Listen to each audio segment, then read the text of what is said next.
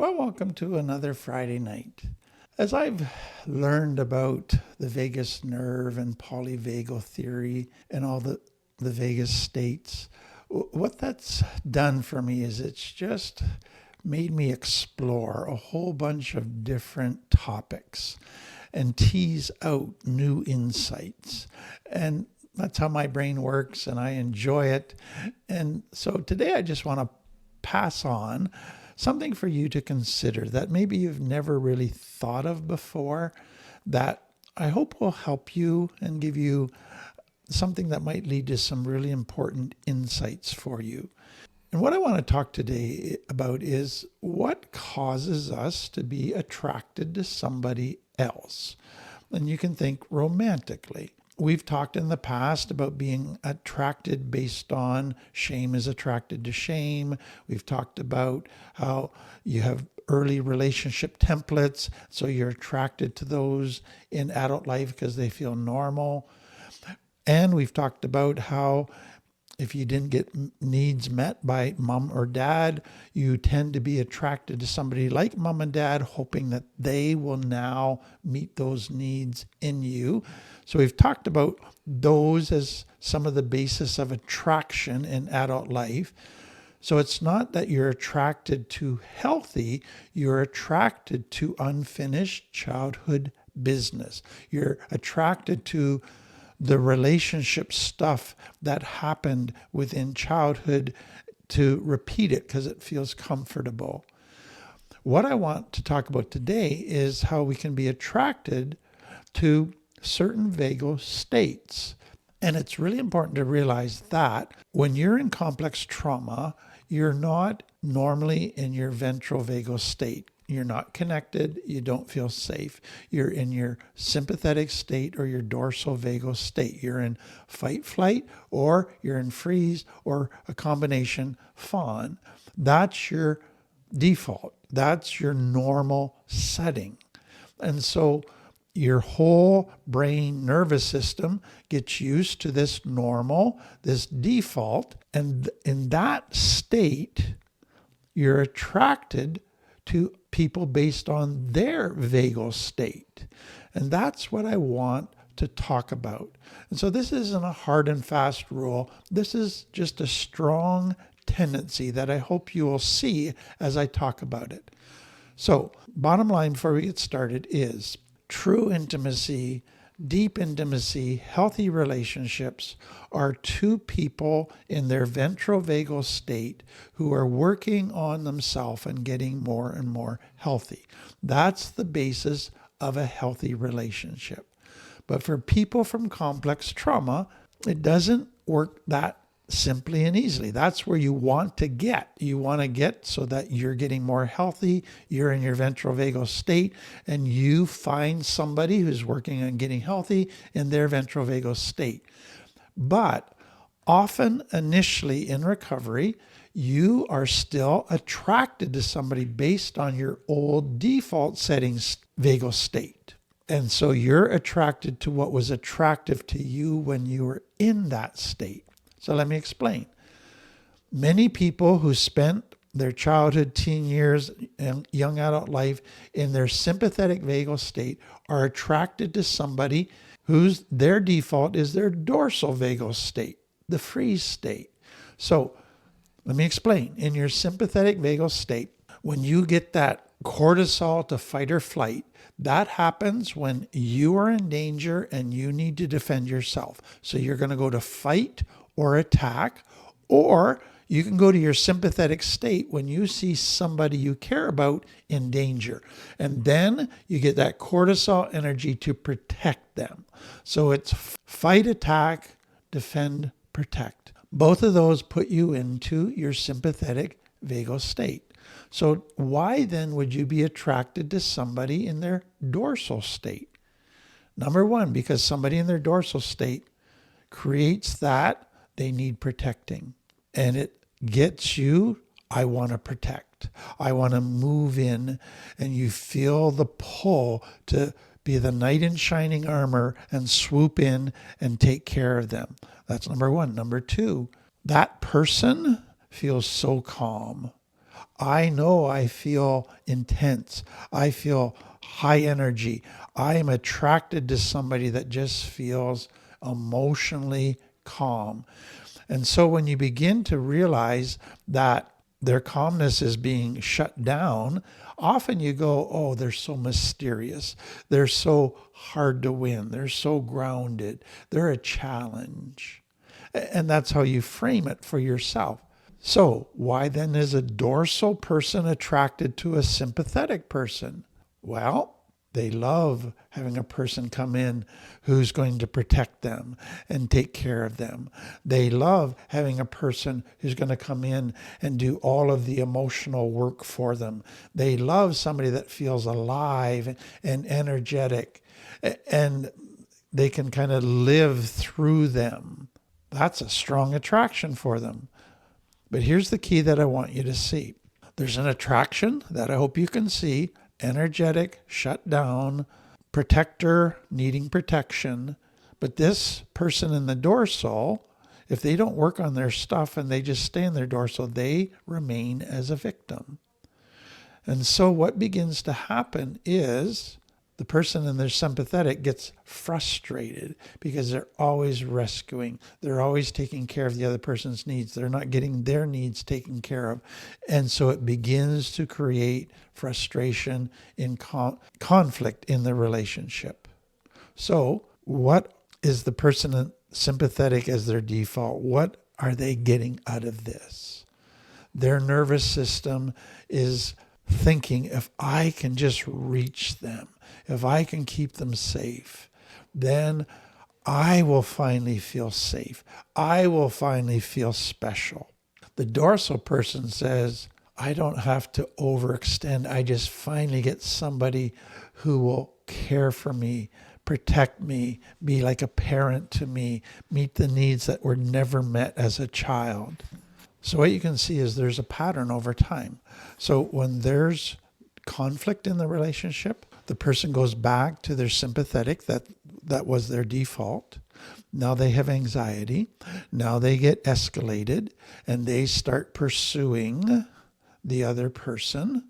And the dorsal, when they get triggered, they retreat further into dorsal. They go to distance, to numbness, to shutting down, which causes the sympathetic to pursue even harder, which causes the dorsal to retreat even further. And so you begin to set up dynamics: push, pull, crisis, chase, run away. And so one is moving in and the other is moving away. And that creates great difficulty. And it results in conflict that never gets resolved in a healthy way. So the deeper layer here is early dynamics, that the sympathetic person has always been chasing unavailable caregivers, and learning love equals effort and uncertainty. And that's being lived out again in their adult life. So I hope you see it's not just attraction. It's something deeper is going on than just attraction. This is unfinished emotional stuff that you're still trying to resolve. So we're often drawn to what feels familiar to our nervous system, not to what is healthy. That is so critical. So let me go back to that pattern that develops.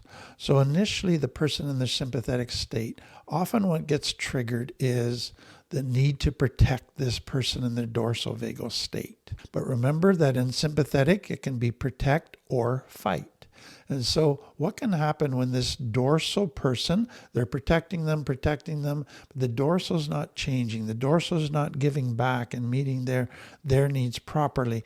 They can switch in a heartbeat from protect mode to fight mode and lash out and hurt the person in dorsal. So that can become part of the pattern. Now, one final thing to say about this: most people early on who've had sympathetic as their default or dorsal as their default, if they meet somebody who's in their ventral, who's healthy, they're not attracted to them. they actually feel unsafe with them. They feel that they're boring. They don't like them. They tend to feel, oh, they just seem, I can't connect with them. And so they're almost repelled by somebody who's healthy. And if that healthy person tries to reach out to them, often they will resist it, sabotage it, whatever. So that's quite normal and very interesting. Now, let me talk about another. Sometimes people who've got their sympathetic as their default from childhood are attracted to sympathetic. That can happen. And what is happening there with that attraction is they're attracted to somebody who also has high energy, who's revved up because they feel a connection, a strong chemistry. They both are driven, both are emotionally intense. Finally, somebody that gets me, somebody that understands me, somebody I can connect with. And so there's fast connection. You go from, I don't know you at all, to, oh, we're soulmates in a day. There's big highs, emotional, passionate excitement, but there's big lows as well, where it feels like it's all falling apart. Drag out fights that are just mean. Then times of dysregulation, reactivity to each other. So it's quite a roller coaster at times in the relationship. And so what happens over time in these relationships is that intensity starts to get more and more conflict, which escalates very, very quickly. And often the repair is just, let's have sex and make up and it's all over with and we're good again. But there's not genuine dealing with root issues and changing. It's just trying to fix the mood and the feelings that they have. But the danger is that intensity and then the conflict and the intensity of the conflict and the makeup, that can be addictive. It becomes an addictive cycle. And if you feel like you're drifting apart or you're losing energy and the relationship's getting boring, then you want to get the cycle going again because it gets it feeling alive again. And so underneath that is there's all kinds of shame, all kinds of pain, all kinds of disconnection from emotions and shut down for years. Intensity makes everything feel alive and it feels like love. Then there's dorsal that's attracted to dorsal. And so why does that happen? Well, dorsal attracted to dorsal, not a whole lot of demands being made, not a whole lot of pressure to connect, to communicate, to be vulnerable. And so it feels quite calm, quite safe, very good. And for some, it feels quite stable because there's not a lot of conflict. Yeah, it might be emotionally flat, but that's better than all this chaotic emotional dysregulation and anger stuff that they maybe grew up with. And so there's an attraction. But what happens over time is there's no connection. And that gap just deepens, widens. Needs go unspoken. Resentments develop that don't get talked about or resolved. And you just start coexisting. You just start living in the same house and meeting some physical needs, but you're not best friends. So I hope that gives you some insight maybe into your own life. And so what you're going to find as you start moving more and more into ventral and getting healthier, it's going to begin to change what you're attracted to. So in the past, you might have been sympathetic and you might have been attracted to dorsal, or you might have been attracted to sympathetic. But now as you move into ventral, what you're going to find is that all of that intensity becomes less attractive. It just starts to feel exhausting. Or if you were attracted to dorsal, their distance feels less intriguing. It actually dysregulates you. It gets you upset because you can't connect with them. And then connection, vulnerability, mutuality, it starts to feel safe, whereas it used to feel boring. So what do I want you to take away from this? Attraction isn't just about preference. It's about regulation patterns, seeking completion based on your childhood. So if you're attracted to somebody, ask yourself, be curious, why am I attracted to this type? What is my nervous system seeking to recreate to help it? That can give a lot of insight. Well, I hope that was helpful. If it was, please like, subscribe, share, make a comment. We really appreciate it. Have a great day.